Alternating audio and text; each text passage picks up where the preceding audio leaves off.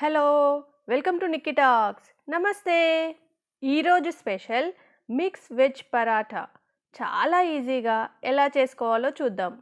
హ్యాపీగా ఇలా పరాఠా చేసుకుంటే కావాల్సిన వెజిటబుల్స్ అన్నీ తినేయొచ్చు. టేస్ట్కి టేస్ట్, హెల్త్కి హెల్త్. ఈవెన్ పిల్లలకి కూడా లంచ్ బాక్స్లో పెట్టివ్వండి, కారణాలేవి చెప్పకుండా తినేసి వస్తారు, అంత బాగుంటుంది.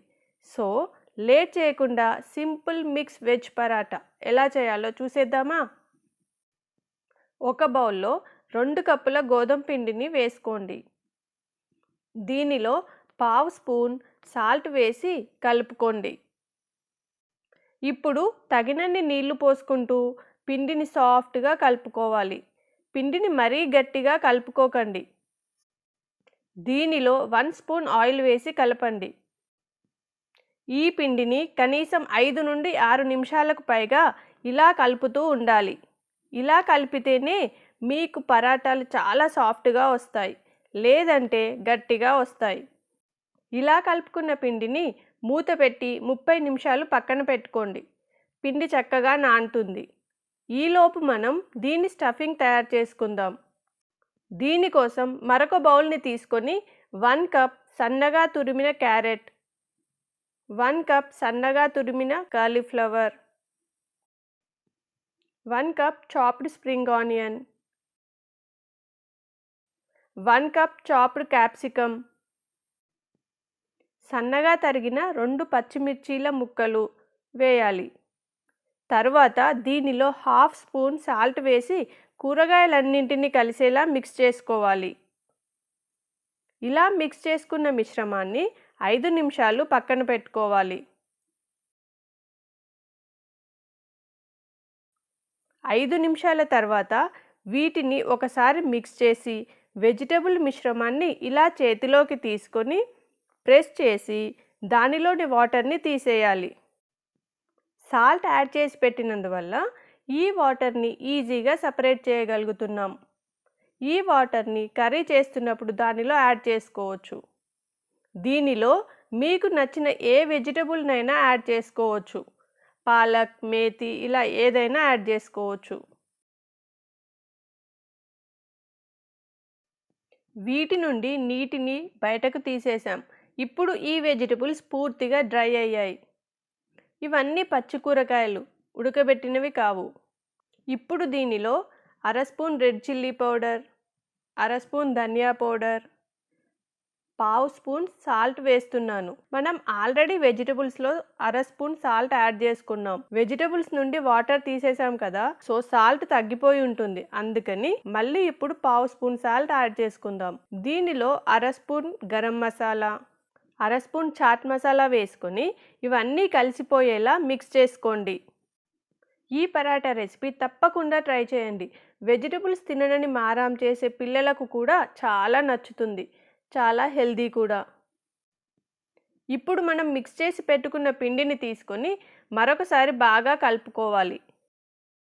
ఇలా కలుపుకున్న పిండిని ఈక్వల్గా బాల్స్లా చేసి పెట్టుకోండి. ఇలా అన్ని బాల్స్లా చేసుకున్నాక ఇప్పుడు వీటిని ఒక్కొక్కటిగా తీసుకొని చపాతీలుగా ఒత్తుకోవాలి. దీనికోసం ఇలా కాస్త పొడిపిండిని వేసి చపాతీలుగా చేసుకోండి. పల్చగా చేసుకోవాలి. ఈ పరాటాల నుండి వెజ్జీస్ అస్సలు బయటికి రావు. ఇలా మిగతా పిండితో కూడా చపాతీలు చేసుకోవాలి. ఇప్పుడు ఈ చపాతీపై ఆయిల్ లేదా నెయ్యి తీసుకొని గ్రీస్ చేయండి. ఇప్పుడు దీనిపై మనం తయారు చేసి పెట్టుకున్న వెజిటబుల్ మిశ్రమాన్ని కొంచెం కొంచెంగా వేస్తూ ఇలా స్ప్రెడ్ చేసుకోవాలి.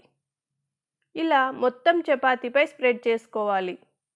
ఇలా అంచుల వరకు స్ప్రెడ్ చేసుకున్నాక మనం తయారు చేసి పెట్టుకున్న మరో చపాతీని తీసుకొని దీనిపై కవర్ చేసుకోవాలి. ఇలా దీనిపై వేసి అంతా కవర్ అయ్యేలా, అవసరమైతే కాస్త ఇలా చపాతీని లాగుతూ పూర్తిగా కవర్ అయ్యేలా చేసి కొంచెం లైట్గా ప్రెస్ చేసి దానిపై కొంచెం పొడిపిండిని చల్లుకొని కొంచెం లైట్గా ప్రెషర్ వేయకుండా నెమ్మదిగా రోల్ చేయాలి. దీనివల్ల మనం స్ప్రెడ్ చేసిన వెజిటబుల్ మిశ్రమం పిండికి అంటుకుంటుంది. ఇప్పుడు ఒక కటర్ లేదా నైఫ్ని తీసుకొని ఇలా దాదాపు 1 ఇంచ్ స్ట్రిప్స్లా కట్ చేసుకోవాలి. ఇలా మొత్తం చపాతీని కట్ చేసుకున్నాక వీడియోలో చూపిస్తున్నట్టు ఇలా రోల్ చేసుకోండి. పరాటా పెద్దగా కావాలంటే ఇలా ఎక్కువ స్ట్రిప్స్ని దీనికి కలుపుతూ రోల్ చేసుకోండి.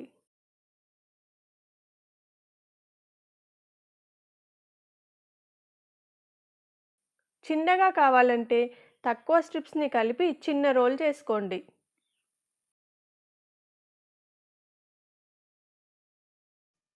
మనం చేసి పెట్టుకున్న అన్ని చపాతీలతో ఇలా తయారు చేసి పెట్టుకోండి. ఇలా చేసిన వీటిని ఇప్పుడు చపాతీల్లా ఒత్తుకోవాలి.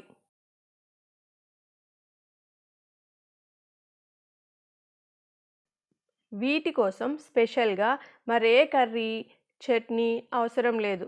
అలాగే తినేయొచ్చు. లేదా కర్డ్తో అయినా చాలా బాగుంటుంది. ఇలా అన్ని పరాటాలని ఒత్తుకొని పెట్టుకోండి.